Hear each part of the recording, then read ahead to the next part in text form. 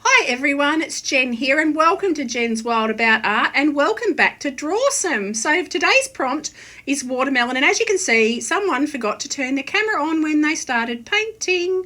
So I've already got a little bit of a head start on the video. I'm sorry about that, guys. So I started by drawing in the 3 little pieces of watermelon, and I go in with some red orange just for the very base wash onto the watermelon, onto the fruity bit, the soft bit in the middle. And now for the peel, I use a little bit of cadmium yellow deep and also some viridian green into the outside part of the skin. And I'll add a few different darker greens. I'll add a little bit of sap green in there as well, a little bit of olive, just to darken that up as I go. So I work onto that third little watermelon with the straight in with the viridian, and then I go, you can see there I've added a little bit of the darker, actually it's olive green I've put in there, a little bit of olive in with the viridian to do that. And I chose this reference picture because I really love the shadows. I'm really enjoying playing with shadow and light and trying to get things reflecting, and you know, I just love shadows. I adore shadows. And this photograph, this reference photo, had lots and lots and lots of beautiful shadows in it. So I'm also using my Sennelier watercolours today. They're my favourite watercolours of all, so I've been using them. They're just really glowy and soft and lovely. So now I've sort of got the watermelon blocked in. So now I'm wetting the background of the tablecloth, and I'm going to go in to the tablecloth just with Cobalt Deep, very diluted. I want it very pale. And I take that right around, and you'll see I've got daisies in the photograph, in the reference as well. So I cut around the daisies. I haven't used masking fluid at all. And where the shadows are going to be, I go a slight little bit thicker with the pigment, so not as watery, so more pigment, less water. And I take that around anywhere that the shadows are going to be. And it's a checkered pattern, so I add just roughly just the lines in on the tablecloth underneath the watermelons. And this made me think of summer. I love watermelons, and it just made me think of summer and just that beautiful time of year. So you can see here I'm just popping a little bit of extra pigment onto some of the crossovers where the lines cross, just to make it a little bit deeper, a little bit softer looking on the checker pattern. And you can see that through the bottom of the vase, you can see a little bit of the tablecloth, so I add a little bit of blue there. Now I'm wetting the background. Completely wet all of the paper, and I'm using Saunders Waterford 300 GSM cold press paper, which is rough paper, and I completely wet all the background. And I'm also using my silver black velvet brushes. I love them, they hold so much water. Between the silver black velvet brushes and the watercolor paper, it was just, there was water, it was just holding water everywhere. It was amazing. So I now go in with Payne's Grey around the background, because the background in the reference photo is actually black. They've blacked it out. So I like the contrast of the really dark against the daisies. So not quite as dark as pure black. So I use Payne's Grey, and I'll do this in a couple of layers. And as you can see, I cut around the daisies again.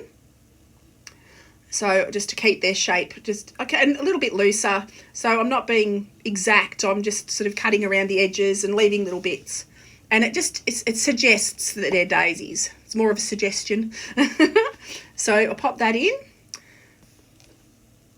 So now I'm getting into the shadows, and I've mixed up a purple for the shadows underneath the watermelons, and also the shadows coming down from the daisies as well. It creates quite a long shadow on that first watermelon, because the daisies in the vase are also creating a shadow.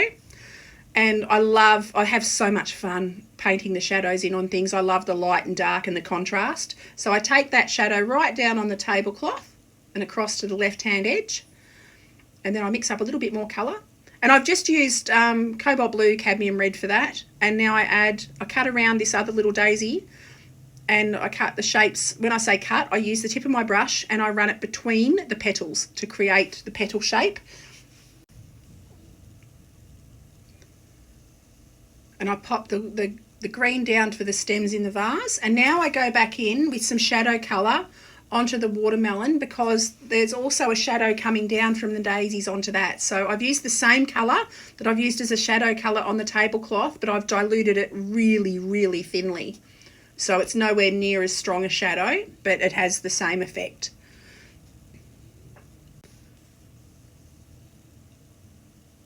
So I've added in the yellow into the centres of the flowers, and now I'm going back into the watermelons with a stronger red-orange. So it's the same colour as I used before, just more pure, less water, more pigment. So it's the Sennelier red-orange. And I run that around just to deepen up and strengthen up the colours in the 3 watermelon. So actually it's a perfect colour. It worked really well for these. I didn't have to sort of mix anything else.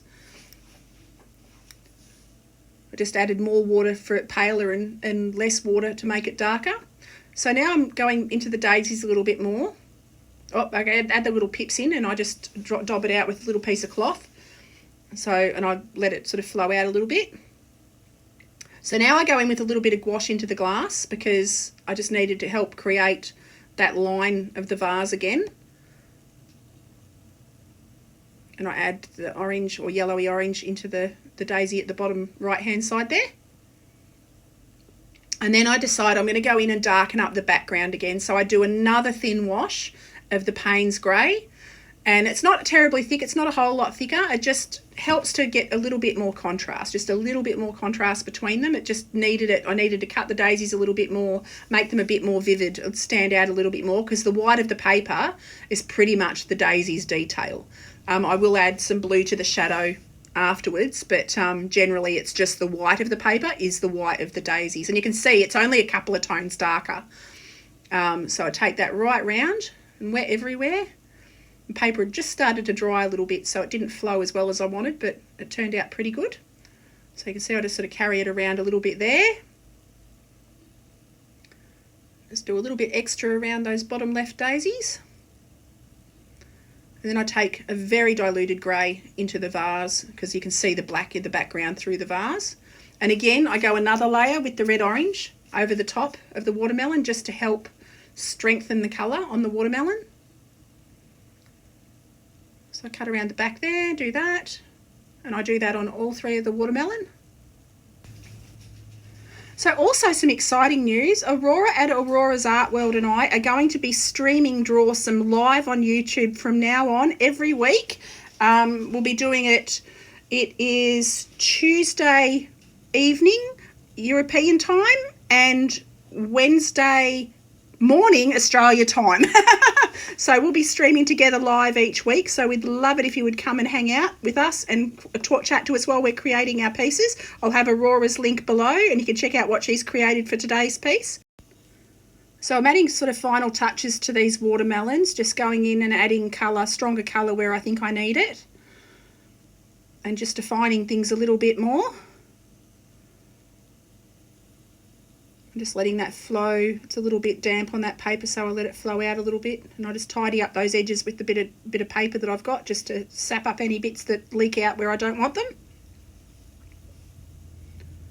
And then I go into the deepest shadow areas with an even darker shadow colour, so more pigment, less water in that deep purple colour, and I cut around the daisy and anywhere that's going to be absolutely the darkest.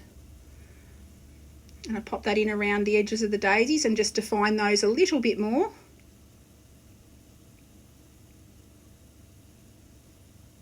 So we are just about done, guys. Anyway, I'd love it if you'd click like and subscribe. Click on the bell icon. That way you'll be notified when I release a new video. I'm going to be live streaming quite a lot here on YouTube from now on, so I would love it if you would come and hang out and chat while I paint. So thank you so much for watching, everyone. Have an awesome day, and I will see you next live stream or next video. Okie doke. Have a great day. Bye.